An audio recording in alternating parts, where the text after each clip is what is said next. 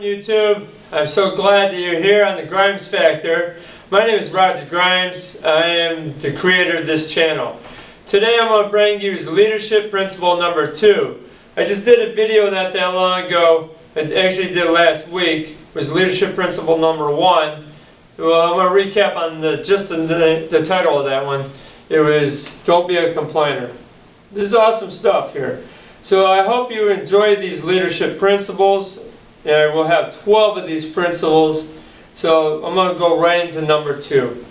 Now this leadership principle is called treat everyone like a VIP. Important stuff, right? Pretty simple. Everyone knows what VIP is. Very important person. But do we always treat people like that? No, not really. Not at all. You know, why do we do it? Why don't we treat people like that? Well, for some reasons, it's because maybe we didn't forgive ourselves for something. Or maybe we don't think we are important at all. So, first off, you should start looking inside you and say, you are important. Each and every one of you are important. We all have a purpose here. And if you don't believe that, you should actually just start thinking about it now. What you think about, you will become. If you don't think you're important, you'll never be important. Zig Ziglar had a quote too. It says, if you don't see yourself as a winner, you'll never perform as a winner. That's an amazing way to go. They could go all kinds of different directions too. You don't have to be a winner that way. But you know what? You could just be an awesome person. You could be with something. If you don't think you're of value, how are you going to treat someone else like they're of value? So, treat everyone like a VIP, including yourself. Start there.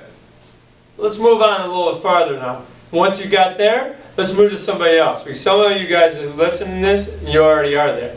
So let's move on a little farther. So now, you are there. You feel important. You feel like you got a purpose. You want to help somebody. Because that's what a good leader wants to do, is lift people up and bring them up.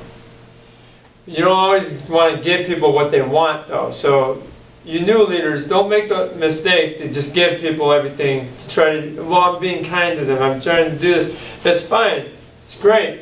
But if someone is, on drugs or alcoholic, or they got a lot of issues, and they're burning all the bridges around them, what are you going to do? Give them money?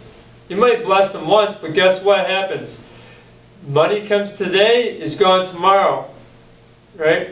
Especially people that are on it, they have a habit that's controlling their life. So is that helping them any? Is that treating them like they're important? Here, get on my face. You think you're helping, but here, go do something.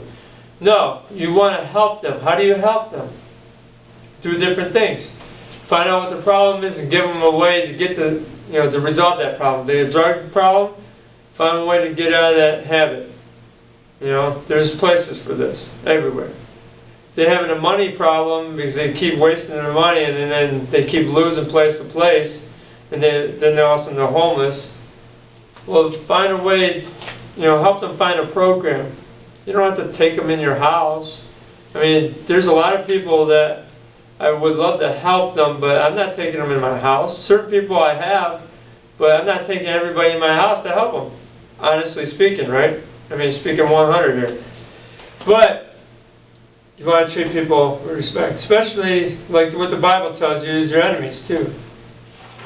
I got a little list here. This is my note sheet. This is so I don't have to sit there and squint and look down. But right here is Luke 6:27 through 36. Also Matthew 5:43-48. Excuse me, I'm getting a little excited as I'm talking about this stuff. I gotta slow it down because I start slurring my words and making them blend together and mumble. Can't do that. But in these scriptures, they talk about love your enemy. Man, is that hard to do, isn't it? How am I to love my enemy? It's easy to love somebody that you already love, right? It's easy to love your child or something, or your best friend. This is pretty much what these scriptures talk about. Love your enemy. Why? There's a couple reasons why you want to love your enemy.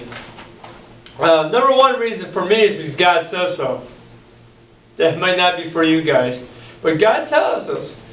God loves each and every one of us. The Bible tells me that there is nothing that can separate us from God's love. So there's nor death, life, angels, demons, not even the depths of hell can separate us from the love of God. So if He loves us that much, why can't we love His people that much? You know, because everyone on this earth God created. You might not believe that, that's fine. But think about it though. We were all from the same Creator, correct? So whatever you want to call it, evolution or anything, but couldn't you just love them? Because God loved us enough to give us life. He loved us enough to not separate us from His love, right? So we should love our enemies even. Number 2 reason, this is very important too, is if your enemy hates on you, people hate on you, you hate back, it goes nowhere. Nothing but hate everywhere. We can't have that. I know I said it twice, but that's how important it really is. If I say it twice, man, we can't have all that hate, can we? Nothing's going to get done. So now, if you love on them, it can change their life. It could change your life. And if it does not, you're going to let their hate change your life? Now, you should love them harder. You know, you don't have to sit there and give them a big hug and kiss, but no, be nice to them. So when your coworker maybe always mean to you, bitter, hey, how you doing? Good morning. Hey, how you doing? Good morning. The next day, hey, how you doing? Good morning. You can keep that going. A good positive attitude in there, right? That would help them. Eventually. So now sometimes if you get enough, hey, how you doing? Good morning. And then you might be able to strike up a conversation that may help them. Figure out why are they bitter all the time. Give them some, give them something sometimes. Here, you get lunch, buy them lunch sometimes. But the thing is there's a need why they're mean to them. Remember I said in the beginning of this, how you can be kind to others and treat them like a VIP if you don't think you are one either. There's I don't remember if it was Zig Ziglar who put it this way, or it was Dale Carnegie. But it was one of them guys, and they said, treat everyone like they're the most important person in the world. Now, I believe it was Dale Carnegie that said this too. He said, people think of themselves in the morning, in the afternoon, and after dinner. We think of ourselves all the time, don't we? So if you stop and listen to somebody, truly give them an ear to listen,